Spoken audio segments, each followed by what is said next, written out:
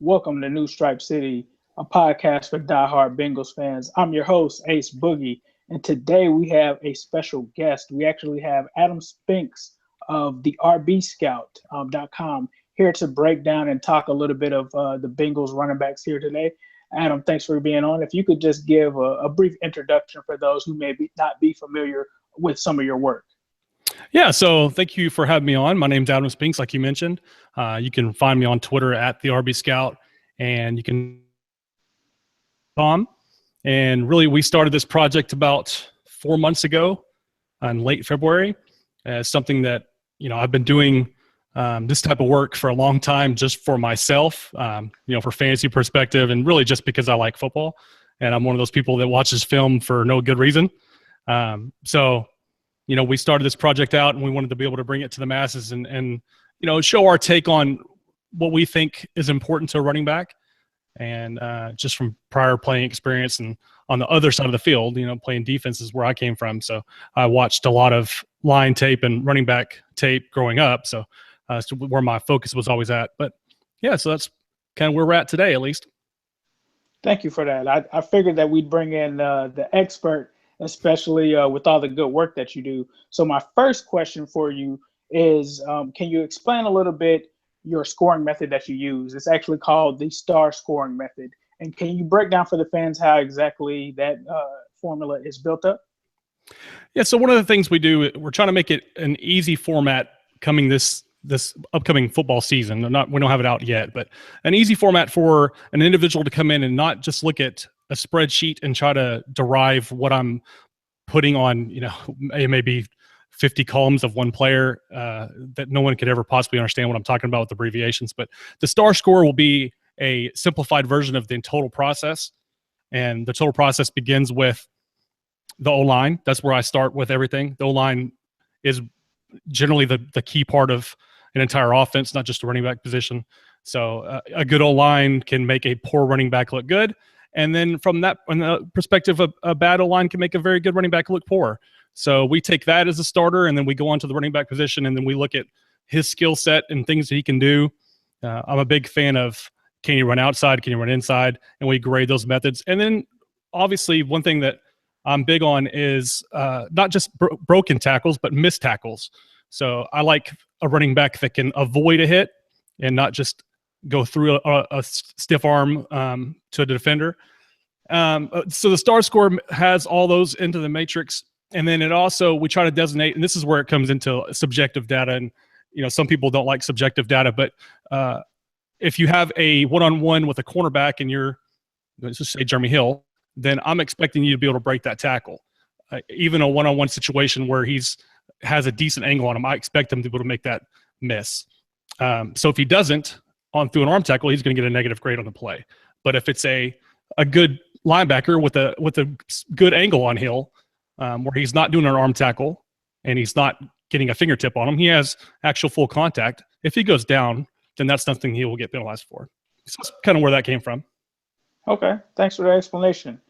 So during the draft period, I noticed, just following you on Twitter, that you actually rated Joe Mixon as your third running back in the class. What were some of your reasonings behind that? I was probably like most people when they started watching Mixon film. They had the bad taste in their mouth just because of the offseason. But, I like to have the good in people in my eyes as a general way of doing things. So I try not to be too critical of people. But as far as just football player, to get away from the off field, he's significantly better than anything else, I think, besides the top two. With McCaffrey, it's just really what kind of player you would like between the two. It's, they're actually probably more similar than some would think in the passing game. I know a lot of people have McCaffrey as the best back with hands and out of the backfield, and he is dynamic, but I think that's Mixon's best part of his game is out of the backfield and receiving routes. I think he actually does that better than he does running currently. So I did have Fournette above both just because I think he can do more than just run. I think the way that he can bring a defense up in the box and help a team's play action passing over the top with that was why I had him at 1. But Mixon's a fantastic player, and he's super young. and he's still developing as a body. So I've mentioned before that I don't think he's necessarily a power back, and for a big guy, I would like to see more of that. But that's something that can come with time.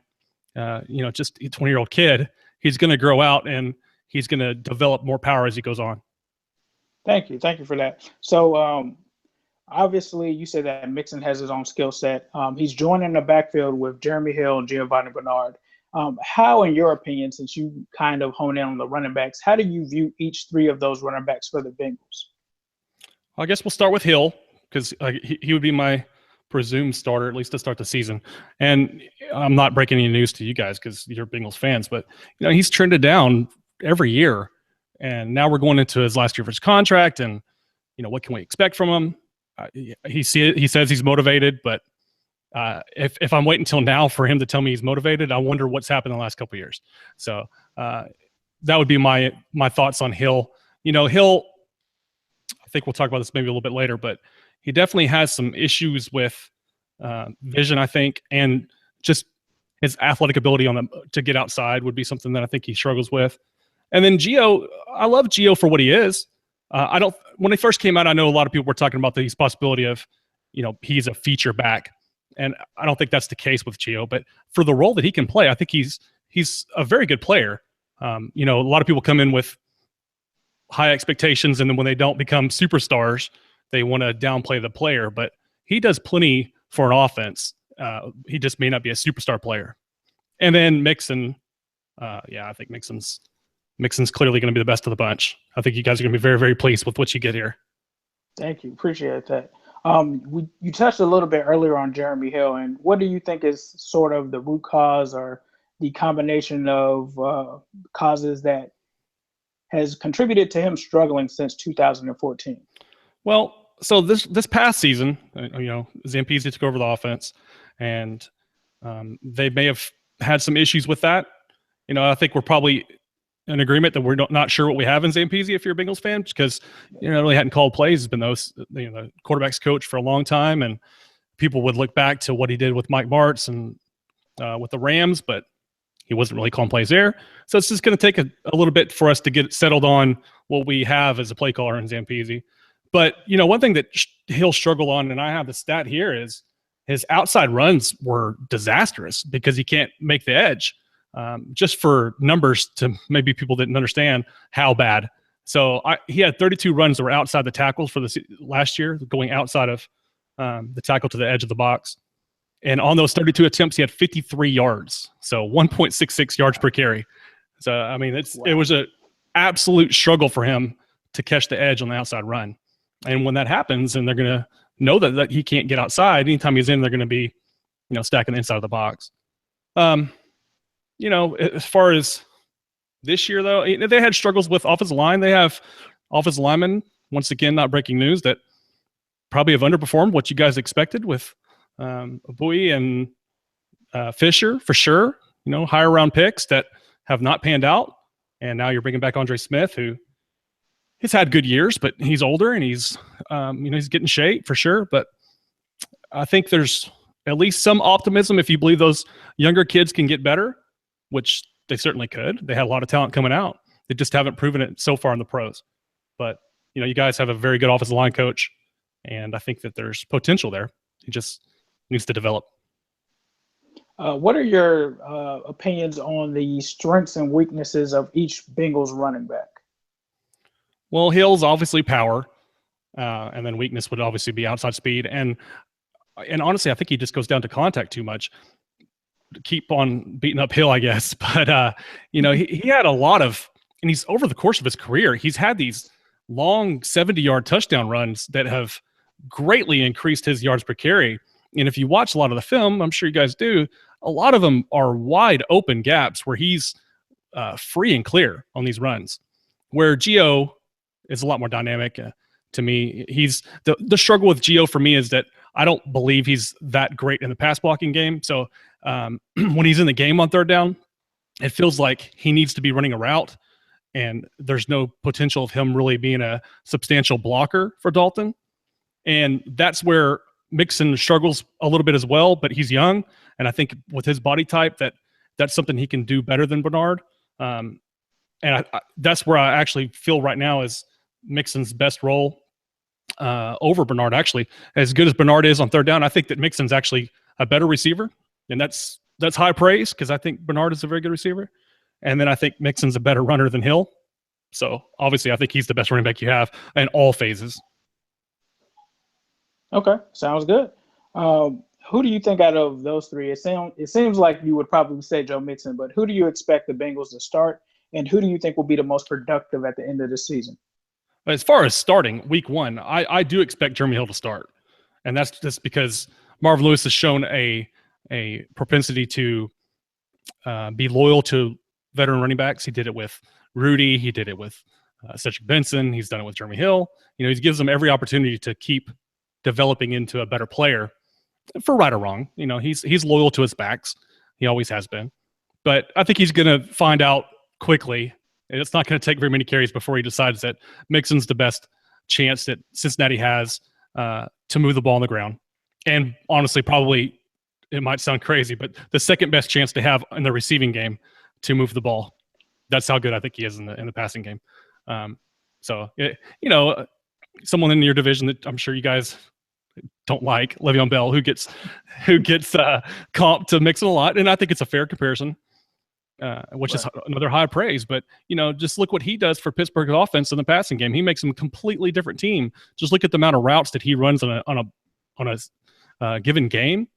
It's amazing. So whenever he's not getting the ball in the running game, he's getting the ball, or at least being a decoy in the passing game. And I think Mixon can do every part of that. Oh, great. I appreciate it. Well, I know I didn't ask you this before the show, but you threw out some throwback running back names there. So I have to hit you with this. I'm actually getting ready to do my top 5 Bengals all-time running back list. In your opinion, who do you view as, the best running back in Bengals history? Wow. Okay. Best running back in Bengals history. Well, if we're just looking at maybe a 2-year stretch, because they've had a lot of good running backs that didn't necessarily have long careers, but had a good candle burn for a little bit. And Rudy to me was a fantastic back. I thought Rudy was so dependable. He came really out of nowhere, and here he was, and people were like, "Who is Rudy Johnson?" And what does he have? I don't have the numbers in front of me, but 1,400 yards in 2 seasons, and he played really well. Of course, I think the answer that most people would give you would be Icky, but I'm not going there. I'll say Rudy for now without having a list in front of me. Oh, well, Adam, we definitely appreciate you coming on, showing Bengals Nation some love. Obviously, you guys need to follow this guy, listen to his insight. It's great. He has a podcast that you can follow him on. He also has a YouTube channel. But Adam, if you can, just give them, some more insight on to where they can find your stuff. Yeah, so once again, you can find us on rbscout.com, where we'll be developing our star score, as you mentioned, and just a lot of content on the running back position. The sole focus of the website is the running back position. I think there's a lot of websites that try to be the everything for everybody, in fantasy community at least, and we didn't want to do that. We want to kind of focus on something individual that we could feel we would do well on and not just be average across the board. Then you can search for me on YouTube as RB Scout. Like you mentioned, I do have a draft profile video of Joe Mixon that we did. That's the first video I ever did, actually, and it's done really well. And once again on Twitter at the RB Scout. That's where you can find me. All right. Well, we appreciate you for taking time out of your day, and we look forward to seeing some of that content, man. I appreciate it. Thank you. All right. Thank you. Have a good one. You too.